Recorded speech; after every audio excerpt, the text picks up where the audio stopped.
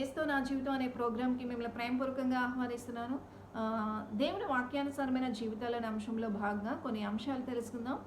చిన్న ప్రార్థన చేసుకుని ప్రార్థన. యేసయ్య గొప్ప దేవుడా నీకు వందనాలు, శ్రేష్టమైన జ్ఞానంతో మీరు మాతో మాట్లాడమని యేసు పరిశుద్ధ నామమున ఈ ప్రార్థన సమర్పించుకుంటున్నాం తండ్రి. Amen. Praise the Lord. Praise the Lord అండి. ఈ ఛానల్ వీక్షించిన మీ అందరికీ కూడా నా కృతజ్ఞతలు, ధన్యవాదాలు. షేర్ చేసిన మీ అందరికీ కూడా నా నిండైన వందనాలు చెల్లించుకుంటున్నాను. ఈ రోజున దేవుని వాక్యానుసారమైన జీవితాలు అనే అంశంలో భాగంగా చూసుకుంటే అండి, విశ్వాసాన్ని కలిగి ఉన్నామా అంటే కృతజ్ఞత కలిగి ఉన్నామా. కీర్తనలు 100వ అధ్యాయము 4వ వచనం చూసుకుంటే, కృతజ్ఞతార్పణలు చెల్లించు ఆయన గుమ్మముల్లో ప్రవేశించుడి. దేవునికి స్తోత్రం, హల్లెలూయా. అంటే మనం ప్రతి విషయానికి కూడా కృతజ్ఞత కలిగి ఉండాలి. అంటే మనకి ఎవరైనా హెల్ప్ చేశారు అంటే వారి పట్ల మనం ఏం కలిగి ఉంటామండి? కృతజ్ఞత కలిగి ఉంటాం. అంటే ఈ రోజున అనేక మంది ప్రజలను చూసుకుంటే తమ ఫ్రెండ్స్ కానీ, కొలీగ్స్ కానీ, తన బంధువులు, స్నేహితులు ఎవరైనా సరే మనకి ఏదైనా హెల్ప్ చేస్తే వారి పట్ల మనం ఎలా ఉంటాం?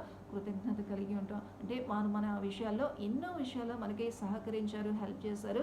కాబట్టి ఖచ్చితంగా వారికి మనం ఏదైనా సహకరించాలి, లేకపోతే వారి పట్ల కృతజ్ఞత కలిగి ఉంటాం. అంటే మనకు చేసిన హెల్ప్ని బట్టి, మనకు చేసిన ఆ యొక్క సహాయంని బట్టి వారి పట్ల మనం ఎంతో మనం కష్టకాలంలో, లేకపోతే దుఃఖ సమయంలో, లేకపోతే మనకి ఒంటరి సిచ్యువేషన్లో, లేకపోతే మనకి ఇబ్బందికరమైన సిచ్యువేషన్లో మనల్ని వారు ఓదార్చిన స్థితిని బట్టి కానీ, లేకపోతే లేవనెత్తిన స్థితిని బట్టి కానీ, లేకపోతే ఆదరించిన స్థితిని బట్టి కానీ, లేకపోతే సహాయం చేసిన ఆ స్థితిని బట్టి కానీ మనం ఏం చేస్తామంటే వారి పట్ల కృతజ్ఞత కలిగి ఉంటాం.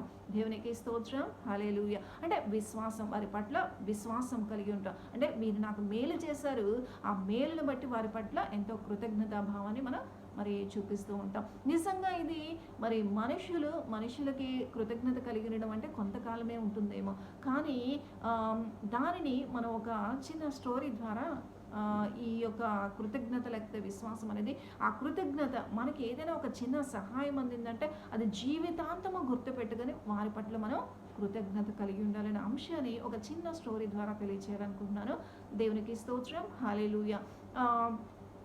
ఒక ఊర్లో అండి ఒక కుక్క ఉందండి.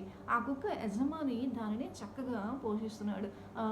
ఆ యొక్క యజమాని తనకున్న పరిస్థితుల్లోనే ఏదో ఒక కొంచెంగా దానికి ఆహారం పెడుతూ దాన్ని పోషించిన సమయంలో ఆ యొక్క సిచ్యువేషన్లో ఏం జరిగిందంటే, ఆ యజమాని ఒకానొక ప్రాంతానికి వెళ్ళి ఆ యొక్క అంటే ఆయన ఒక ప్రాంతానికి ట్రైన్లో వెళ్తూ ఆ ట్రైన్ నుంచి ఆ స్టేషన్కి వచ్చే సమయానికి ఈ కుక్క ప్రతిరోజు కూడా ఆ యొక్క స్టేషన్కి వచ్చేది. ఆ స్టేషన్కి వచ్చినప్పుడు దానికి ఏదో ఒక బిస్కెట్ ప్యాకెట్ లేకపోతే ఏదో ఒకటి ఆహారం ఫుడ్ వేస్తూ ఉంటే అది అలాగా ప్రతిరోజు కూడా ఆ యొక్క యజమాని వచ్చే సమయానికి ఆ స్టేషన్కి వెళ్ళి ఎదురు చూస్తూ ఉండేదండి. దేవునికి స్తోత్రం, హల్లెలూయా.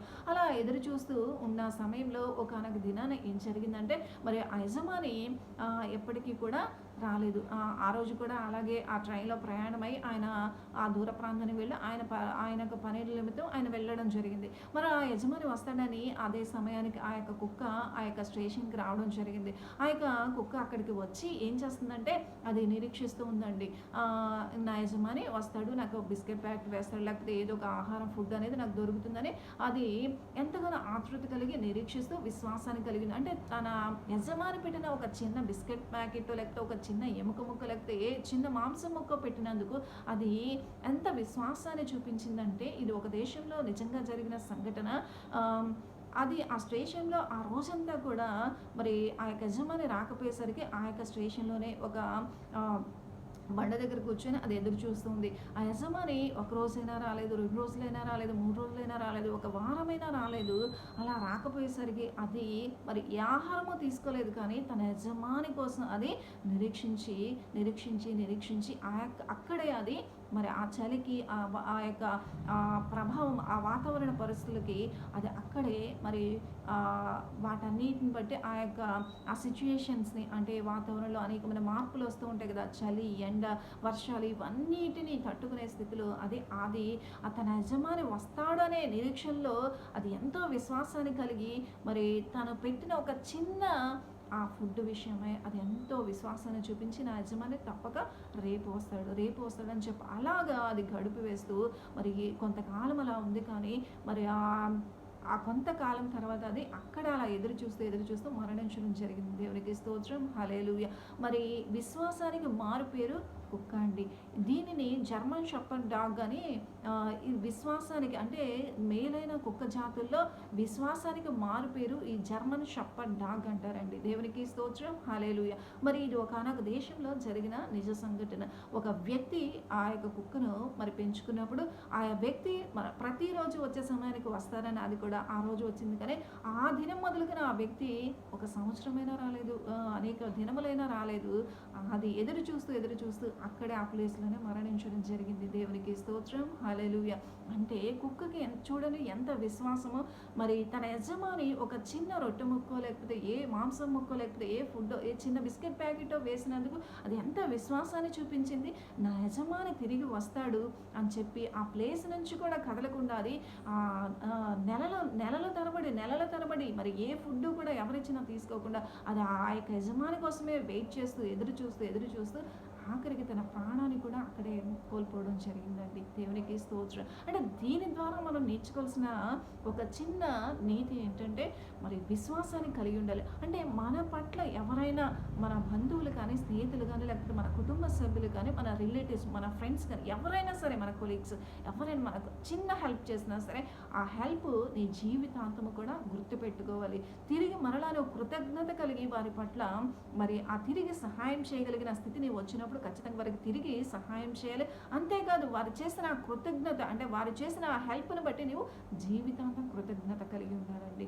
అంటే ఒక కుక్క తన యజమాని పట్ల ఎలా అయితే విశ్వాసాన్ని కలిగి ఉండి కృతజ్ఞత కలిగి నా యజమాని మరలా వస్తాడు అనే స్థితిలో అది ఎలా ఎదురు చూసి అక్కడే తన ప్రాణాన్ని అర్పించుకుందో మరి అలాగే మనము కూడా మనకి ఏదైనా సిచ్యుయేషన్లో మన కష్టంలో, ఇబ్బందులో, ఇరుకులో ఎవరైనా మనకు ఒక చిన్న హెల్ప్ చేసినా సరే ఆ హెల్ప్ని మనం ఖచ్చితంగా మర్చిపోకూడదు.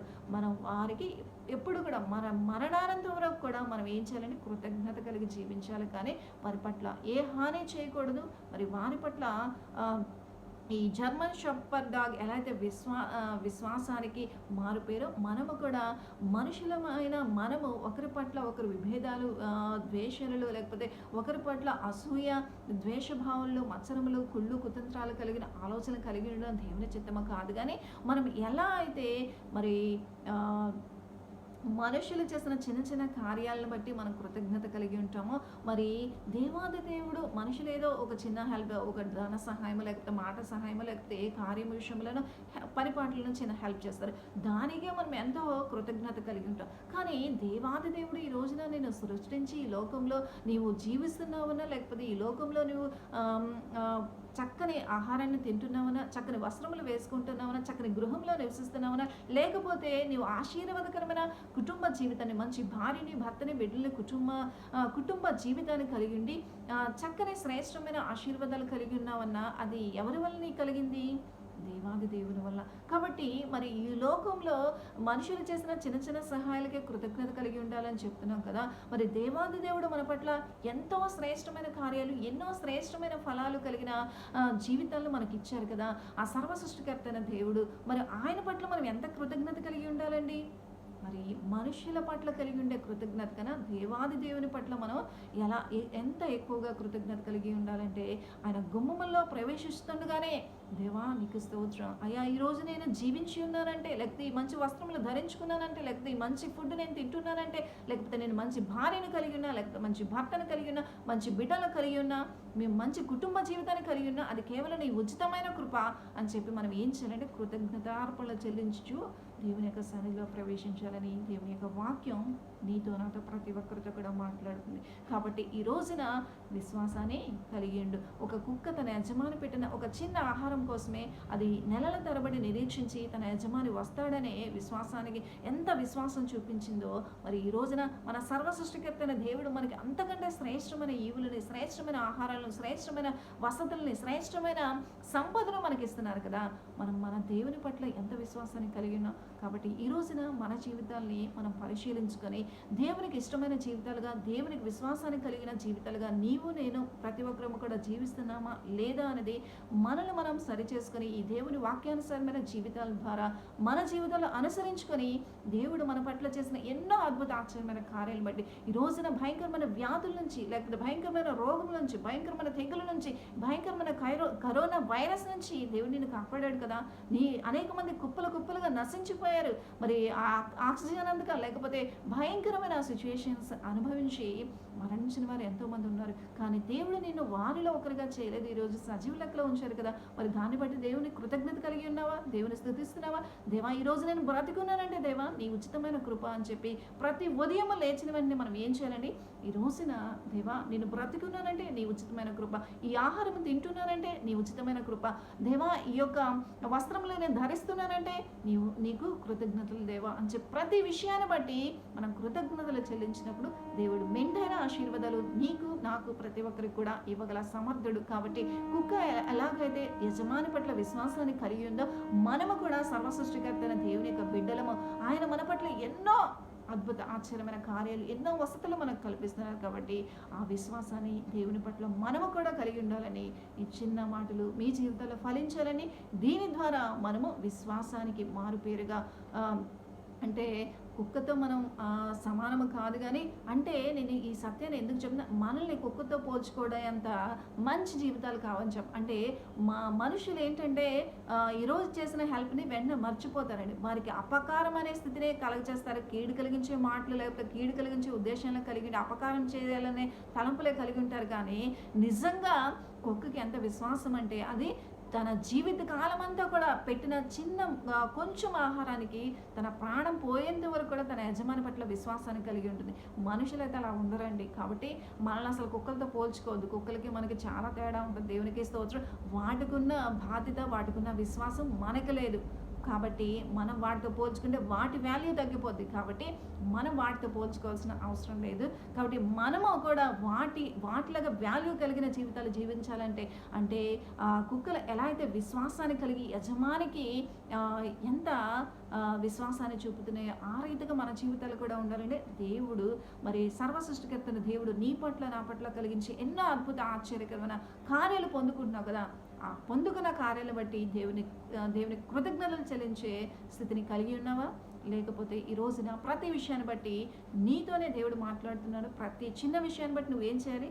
దేవా ఈ కార్యం నా పట్ల చేసినందుకు కృతజ్ఞతలు అని చెప్పి దేవుని స్తుతించి ఆరాధించే ప్రజలుగా నీవు నేను ఉండాలని దేవుడు నన్ను ప్రతి ఒక్కరిని కూడా హెచ్చరిస్తున్నాడు, గద్దిస్తున్నాడు. ఈ సత్యమైన మాటలు మీ జీవితాలు ఫలించాలని ప్రార్థన చేసుకుందాం. ప్రార్థన.